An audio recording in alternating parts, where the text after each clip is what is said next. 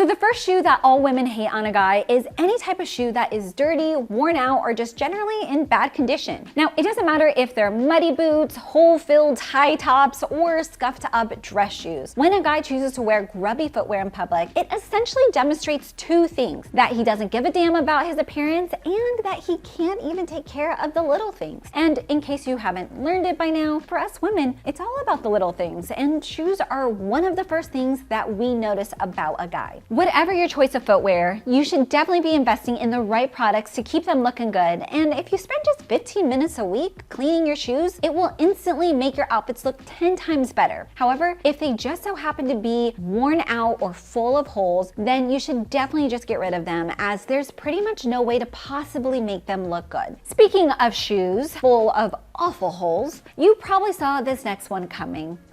Yep, it's time to talk about Crocs. Now, I originally hesitated in putting these on my list because I don't seriously consider Crocs to be a type of shoe. Ugly as sin, impossible to style, they're kind of like a bad joke that just got really out of hand, and whenever I see a guy wearing them in public, a cold shiver just goes down my spine. Like, if you know that Crocs look bad, and you obviously do, I mean, you have eyes, right? Then why are you choosing to wear them in public? Is it because you think that you have what it takes to pull them off? Wow. Look, I get that Crocs are considered comfy shoes for when you're hanging out at home, but you know what also is a comfortable indoor shoe? Basically any good quality slipper. Just wear them instead. So I honestly think that due to their kind of preppy look, loafers get a pretty bad rep these days. However, there are definitely a few types of loafers that you should avoid if you don't want to ruin your overall look. So first of all, I can't stand leather loafers with contrasting stitching. One color is quite enough, thank you. And speaking of colors, you should definitely stay away from white loafers at all times. They're tacky, they're cheap looking, and they're kind of like white socks.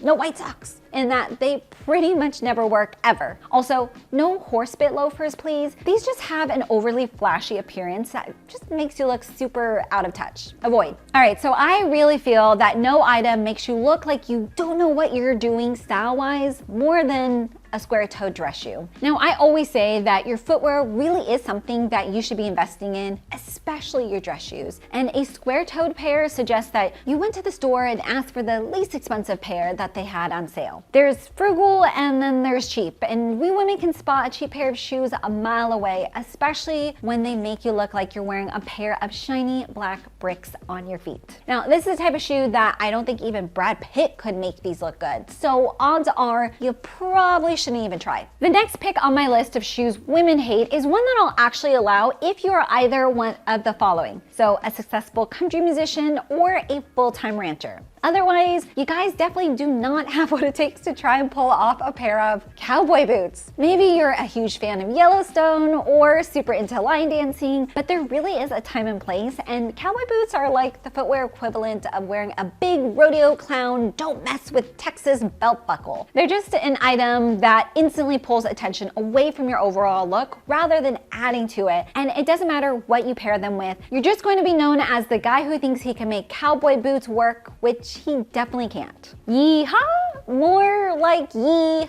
nah. Next up, let's move from a shoe that belongs in 1889 to one that should have stayed in 1999, the chunky skater shoe. So originally popularized by professional skateboarders and new metal butt rockers, the chunky skater shoe look is one that I see more and more guys trying to rock thanks to the whole 90s, early 2000s revival, and I can honestly say that I'm not a fan. Now, if you do happen to be a fan of skate culture, then just go for a slimmer shoe like a Chuck Taylor or a streamlined canvas Vans pair instead, for a look that's more stylish and less Limp Bizkit. I can't believe I have to say this, but Fred Durst is not a style icon and he never has been. Moving on. All right, so if you're a fan of my channel, then you definitely saw this next one coming. Flip-flops. Now, I know it gets hotter during the summer months, but that honestly does not give you permission to start flashing your toes like some girl on OnlyFans. Flip-flops just look really bad on practically every guy, and as a result, they should only be worn near water, like by the pool, on a boat, or at the beach. Otherwise, I'd recommend going for a stylish and breathable canvas slip-on shoe like an espadrille and keeping those toes tucked away from the public eye. Speaking of toes, my next pick are those super ugly, I think it's called Vibram 5-finger shoes. You know, the ones with a designated space for each one of your toes. It's like whoever designed these asked the pointless question, what if gloves, but for your feet, before proceeding to make one of the most hideous pairs of shoes known to man. Now, I know toe shoes are designed for athletes, so I'll allow them if you happen to be doing a trail run, but as soon as you finish your cool down stretches, make sure that you get them off your feet and away from human eyes. Honestly, I've seen actual men try to wear these as part of their actual everyday outfits, and I didn't think we could go worse than Crocs, but these things are definitely a strong contender. Next up, rubber slides. So I've included these on my worst shoes list because I make videos for men, not boys, and rubber slides really don't belong anywhere outside of a filthy college dorm room. Basically, if you're wondering where I draw the line between casual and sloppy, this is pretty much it. And do you know what might actually be worse than wearing these things with no socks? Wearing them with gross ass white socks. This is a move that's not so much low rent as it is crashing on a friend's couch for weeks so that you don't have to pay rent. Not exactly a winning look. Also, those big old rubber clogs that I've seen grown men wearing on TikTok, yeah, they're a big fat no from me too. And now let's move from one end of the shoe spectrum to the polar opposite and talk a little bit about designer sneakers, specifically designer monogrammed sneakers. Now, you probably know the ones I'm talking about here. These are the sneakers with the logo of the designer repeated all over them. So think Burberry, Dior, etc. Now, I know that I said earlier that you should be investing in your footwear, but these shoes are